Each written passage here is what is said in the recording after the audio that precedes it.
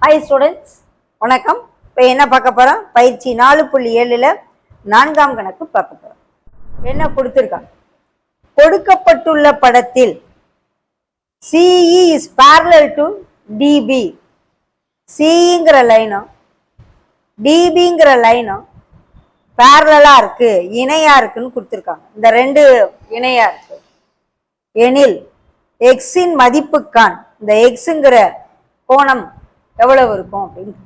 அப்ப அந்த சிங்கிற லைனும் பிடிங்கிற லைனும் இணையா இருக்கு, இந்த பிசிங்கிறது இது குறுக்கு வெட்டா இருக்கு. அப்ப இந்த கோணமும் உள்ளதிர் ஒத்த கோணங்கள். ரெண்டு கோடு இணையாவும் ஒரு கோடு குறுக்கு கோடாவும் இருந்துச்சுன்னா அந்த இதில் ஏற்படுத்துகிற கோணங்கள் ஆல்டர்னேட் ஆங்கிள்ஸ், அது ரெண்டும் சமம்ங்கிற ஒரு தியரா இருக்கு. அதுபடி இந்த கோணம் இதுவும் சமமா இருக்கும். ஸோ இங்க வேல்யூ என்னன்னு நம்ம கண்டுபிடிச்சிட்டோம்னா இதுக்கு அதே மதிப்பு தான் வரும். ஓகே, இப்போ இதுக்கு முதல்ல நம்ம எதனுடைய மதிப்பு கண்டுபிடிக்கணும்? சிபிடி உடைய வேல்யூ என்ன, கோணம் சிபிடி என்ன வேல்யூன்னு கண்டுபிடிச்சோம்னா அதுவும் இதுவும் சமமா இருக்கும். எப்படி கண்டுபிடிக்கலாம்னா, முதல்ல ஏபிசிடிங்கிறது ஒரு நாற்கரமா இருக்கு, 4 கரங்களை உடையது. இப்ப ஏபிசிடிங்கிற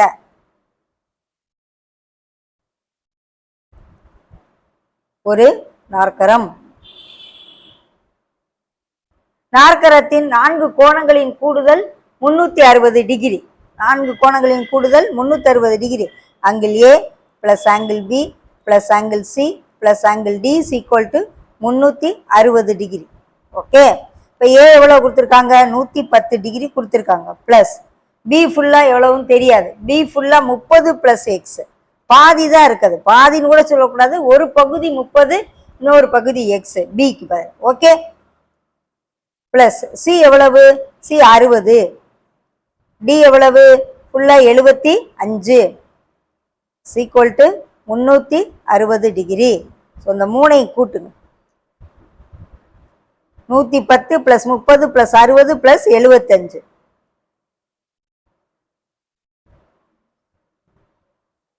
5 10 17 மிச்சம் 1 275. X plus 275 degree equal to 360 degree. So X is equal to 360 minus 275. Sub பண்ண 5 15ல் 7 போச்சுன்னா 8, 85 டிகிரி. ஸோ இந்த எக்ஸ் 85னா இதுவும் 85. ஏன்னா இது ரெண்டு என்னது? உள்ளதிர் கோணங்கள், ஆல்டர்னேட் ஆங்கிள்ஸ். ஓகே, இது ஏன் இந்த பிக்கு இந்த இடத்துல எக்ஸ் கொடுத்தேன் அப்படின்னு சொன்னா ரெண்டும் ஆல்டர்னேட் ஆங்கிள்ஸ், அதனால. ஸோ 85 டிகிரி எங்க இருக்கும்? அதுதான் இதுக்குரிய விடை. ஸோ விடை 4. ஓகேவா?